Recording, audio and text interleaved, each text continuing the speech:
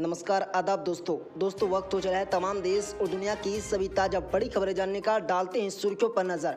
दोस्तों स्वरा भास्कर को मिली धमकी भरा लेटर है, मुंबई पुलिस ने दर्ज का केस। दोस्तों महाराष्ट्र में शनिवार को शिंदे सरकार का फ्लोर टेस्ट, असेंबली स्पीकर का भी होगा चुनाव। दोस्तों मुख्यमंत्री मनीष सिसोदिया ने किया दावा, कहा केजरीवाल मॉडल में भाजपा नेताओं को नहीं मिली खामी। दोस्तों महाराष्ट्र के बाद पंजाब में सियासी हलचल शुरू, अगले हफ्ते बीजेपी ज्वाइन कर सकते हैं कैप्टन अमरिंदर सिंह।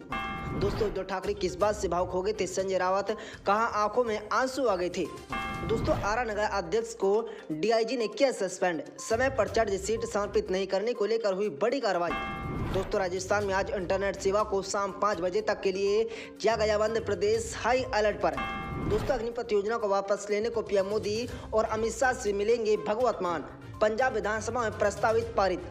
दोस्तों बात करेंगे इन सभी खबरों की एक एक कर विस्तार से, लेकिन दोस्तों खबर जानने से पहले लाइक कीजिए इस वीडियो को, चैनल को सब्सक्राइब करें और पास में लगे बेल आइकन को दबा लें ताकि तमाम देश और दुनिया की सभी बड़ी खबरें आपके पास सबसे पहले पहुंचे। जहां दोस्तों पहली बड़ी अपडेट आ रही है, आपको बता दें स्वरा भास्कर को मिला धमकी भरा लेटर, मुंबई पुलिस ने दर्ज किया केस।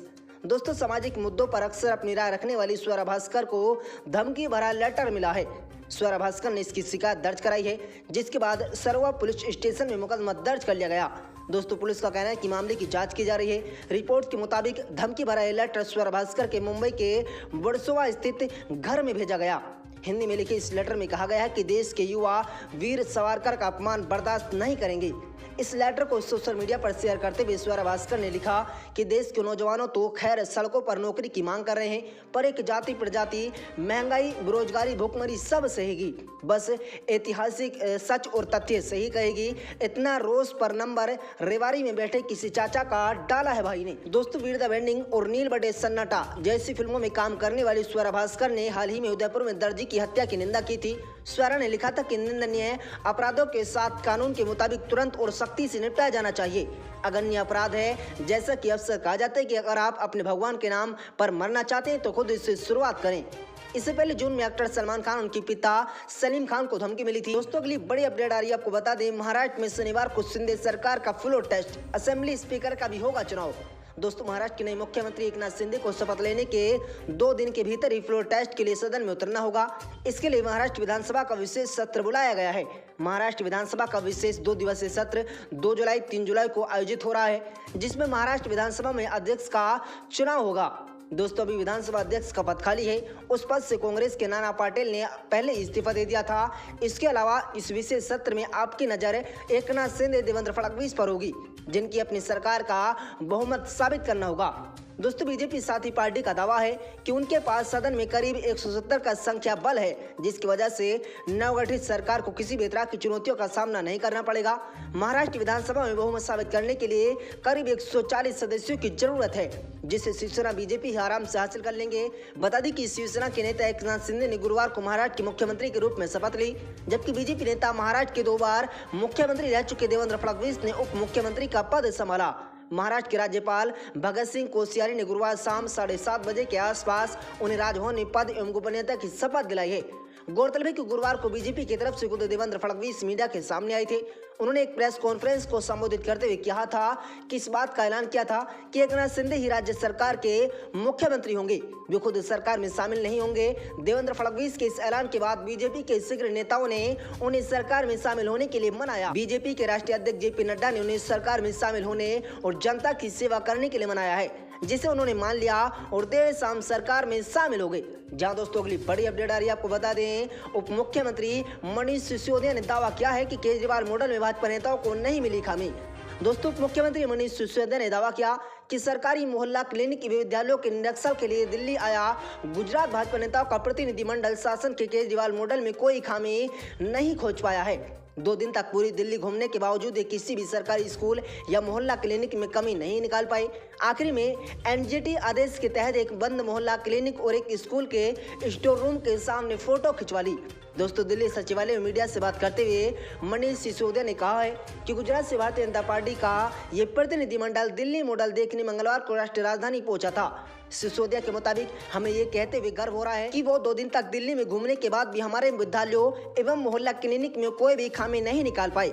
उन्होंने उत्तर पूर्व दिल्ली में एक मोहल्ला क्लिनिक के बाहर की तस्वीर ली ताकि ये दर्शाया जा सके कि ये बंद था, जबकि ये क्लिनिक एनजीटी के आदेश के चलते लंबे समय से बंद है। दोस्तों, मनीष सिसोदिया ने राजनीतिक दलों के प्रतिनिधियों के सीखने के लिए दूसरे राज्यों में जाने की अच्छी पहल बताया। सिसोदिया ने बताया कि दिल्ली सरकार ने उन सब का स्वागत करा है। देश विदेश के प्रतिनिधि दिल्ली आकर सरकार के कामों को देख चुके हैं। सबने कामों की तारीफ भी की है। ये बेहद गर्व है कि आज देश में शिक्षा व स्वास्थ्य पर चर्चा कर राज्य सरकारें एक दूसरे के काम से सीखने का प्रयास कर रहे हैं। दोस्तों, जल्द ही दिल्ली की टीम गुजरात विजिट करेगी और उनके स्कूल अस्पताल देखेगी। एक दूसरे के काम से प्रेरणा लेकर हम देश को तरक्की की ऊंचाइयों तक ले जाने में सफल होंगे।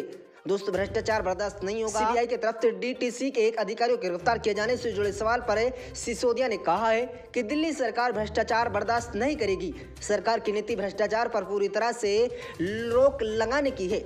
जहां दोस्तों अगली बड़ी अपडेट आ रही है, आपको बता दें महाराष्ट्र के बाद पंजाब में सियासी हलचल शुरू हो गई है। अगले हफ्ते बीजेपी ज्वाइन कर सकते हैं कैप्टन अमरिंदर सिंह। दोस्तों, महाराष्ट्र में आज सियासी भूचाल आखिर थम गया है, लेकिन महाराष्ट्र के बाद पंजाब में सियासी हलचल अब शुरू हो गई है। दरअसल मीडिया रिपोर्ट्स का दावा है कि पंजाब के पूर्व मुख्यमंत्री अपने अगले हफ्ते में औपचारिक रूप से बीजेपी ज्वाइन करने वाले हैं।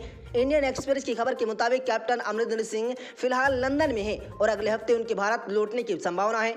उनके बाद आने के बाद ही उनकी पार्टी पंजाब लोक कांग्रेस का विलय बीजेपी में होने की संभावना है। दोस्तों, रिपोर्ट के अनुसार कैप्टन अमरिंदर सिंह स्वास्थ्य संबंधी दिक्कतों के चलते लंदन इलाज के लिए गए हुए हैं और अगले हफ्ते उनके भारत लौटने की संभावना है। सूत्रों से बड़ी जानकारी आ रही कि भारत लौटने के बाद कैप्टन अमरिंदर सिंह न सिर्फ खुद औपचारिक तौर पर बीजेपी में शामिल होंगे, बल्कि अपनी पार्टी पंजाब लोक कांग्रेस का विलय भी बीजेपी में कराएंगे। बता दें कि कैप्टन ने पिछले साल विधानसभा चुनाव के दौरान कांग्रेस छोड़ने के बाद नई पार्टी का गठन किया था और बीजेपी के साथ मिलकर वो चुनाव लड़े थे। आपको बता दें कैप्टन अमरिंदर सिंह से पहले उनके कई करीबी नेता कांग्रेस छोड़ने के बाद बीजेपी में शामिल हो चुके हैं। उनके पंजाब प्रदेश कांग्रेस के पूर्व अध्यक्ष पीपीसीसी और राज्य मंत्री सुनील जाखड़ और कैप्टन के मंत्रिमंडल के 4 शीघ्र मंत्री राजकुमार वर्मा, भांजा के एक दलित नेता, पीपीसीसी के कार्यकर्ता अध्यक्ष सुंदर श्याम अरोड़ा और बलदीन सिंह सिद्धू गुरप्रीत शामिल हुए। दोस्तों, सूत्रों के मुताबिक बीजेपी के सामने सबसे बड़ी चुनौती यह है कि कैप्टन अमरिंदर सिंह की पत्नी और पटियाला से कांग्रेस सांसद परनीत कौर को कैसे समायोजित किया जाए। बताया जा रहा है कि परनीत कौर चाहती हैं कि बीजेपी उनकी बेटी जय इंदर कौर को पटियाला से लोकसभा का टिकट देने का वादा करे। वहीं बीजेपी नेतृत्व तो अभी इस बात से खुश नहीं है कि परनीत कौर अभी तक कांग्रेस नहीं छोड़ी है। वहीं बीजेपी इस बात के लिए इच्छुक नहीं है कि ये जय इंदर कौर को पटियाला से टिकट दिया जाए। दोस्तों, अगली बड़ी अपडेट आ रही है, आपको बता दें महाराष्ट्र में उद्धव ठाकरे की इस बात से भावुक हुए संजय राउत, कहां आंखों में आंसू आ गए।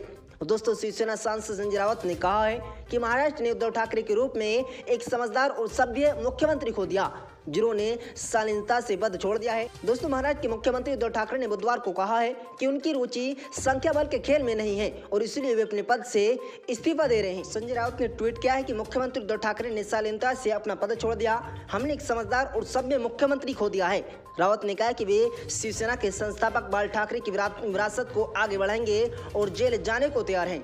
उन्होंने कहा कि धोखेबाजों का अंत कभी अच्छा नहीं होता और इतिहास इसे साबित कर सकता है। अब इस शिवसेना की भारी जीत की शुरुआत है। हम लाठियों का सामना करेंगे, जेल जाएंगे, लेकिन बाला साहेब ठाकरे की शिवसेना को जिंदा रखेंगे। दोस्तों, रावत ने यह भी कहा कि 2019 में मुख्यमंत्री के रूप में कार्यभार संभालने के लिए बाल ठाकरे के बेटे उद्धव को राजी करने के लिए एनसीपी प्रमुख शरद पवार को भी आभारी है।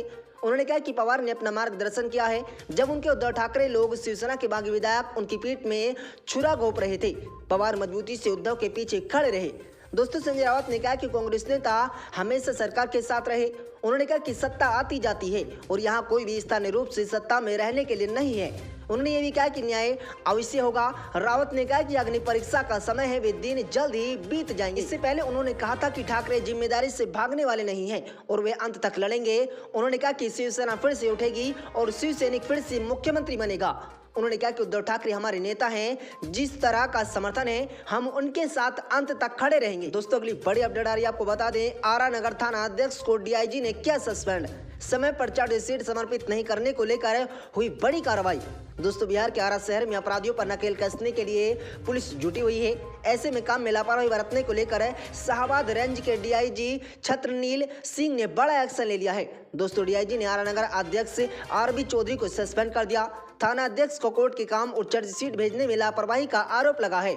दोस्तों बताया जा रहा है कि थाना नगर पुलिस की लापरवाही के कारण कुछ केस जेल में बंद है और अपराधियों को 167 का लाभ मिल गया है। एसपी ने इसे काफी गंभीरता से लिया और थाना अध्यक्ष के खिलाफ कार्रवाई के लिए अनुशंसा कर दी। दोस्तों इस आधार पर डीआईजी ने थाना अध्यक्ष को निलंबित कर दिया है। डीआईजी की ओर से इस पे सस्पेंशन की पुष्टि कर दी गई है।